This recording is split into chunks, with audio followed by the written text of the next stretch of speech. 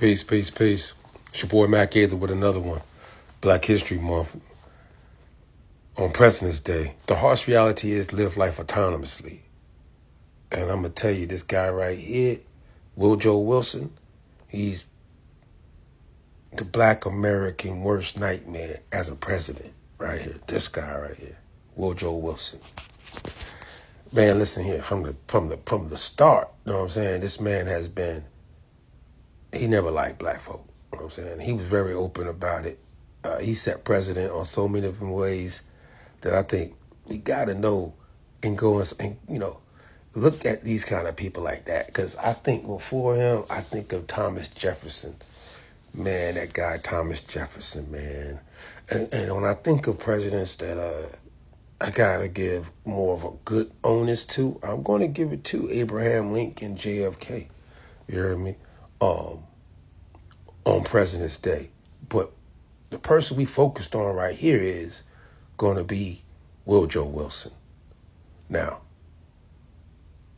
did y'all know in 1902, this man wrote a book called A History of American People, Volume 5?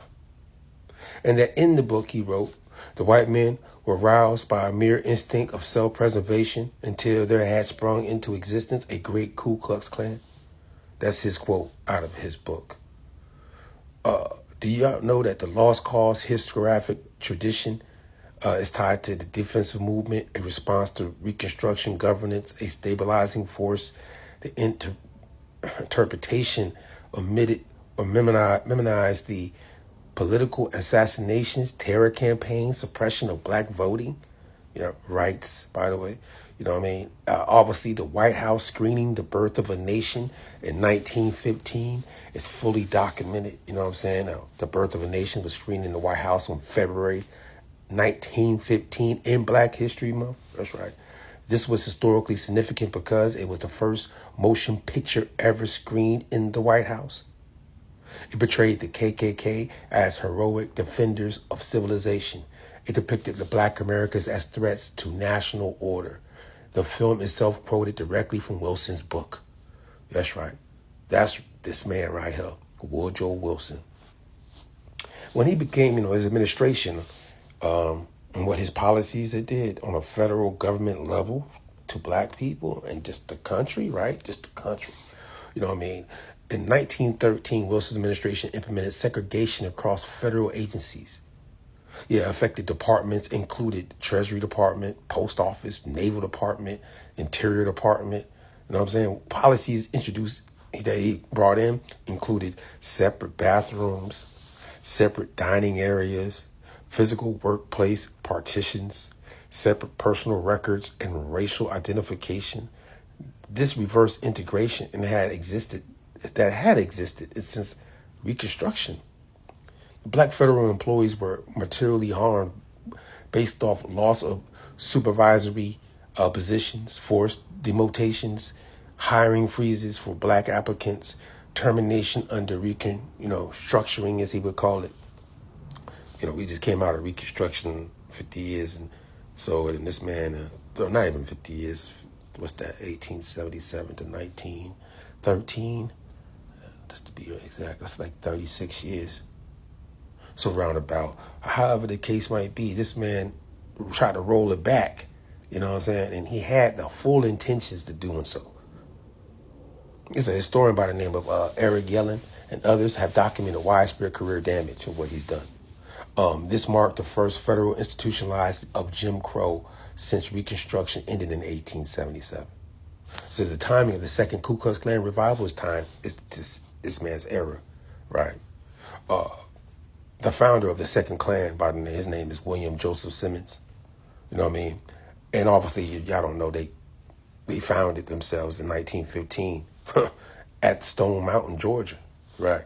The membership grew actually at the time of 1915 from a few thousand to by the time of the 1920s, they had 3 to 5 million members nationwide.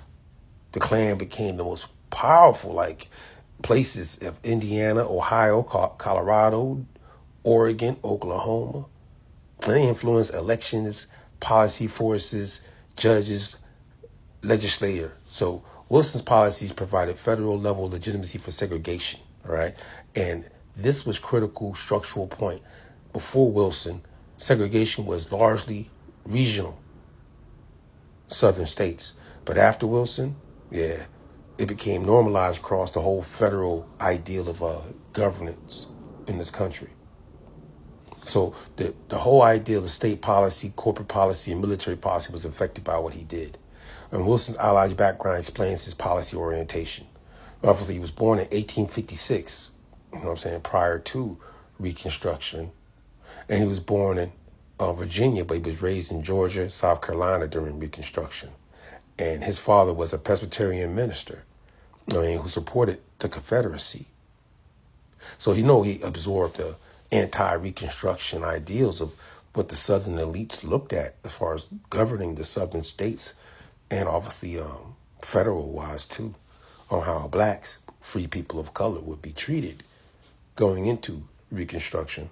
So his father didn't like it. He probably he didn't like it either. And when he became a president, after he became president of Princeton University, that's right.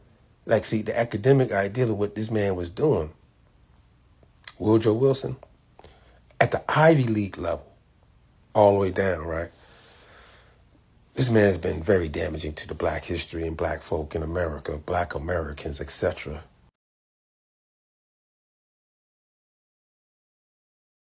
So yeah, with that being said, though, all that being said, precise historical conclusion, academically, he wasn't a member of the KKK, but he was a segregationist president. He was fully on some segregation. That's how segregation, we think about segregation on a political level, what was going on. He was one of them that wanted to keep it going. He didn't create the Klan, but he definitely administered things to help them get in places of politics and keep other people down, especially the black American. So tap in with us and check out this man, Woodrow Wilson, in Black History Month. The karma of it is that he died on February 3rd in February, Black History Month. You know what I'm saying? And I don't know if it was on purpose or how that laid out for him. But yeah, this man surely didn't like us. And black Americans, you shouldn't like him. But I ain't going to tell you what to do today. Politics as usual. Till next time. Peace.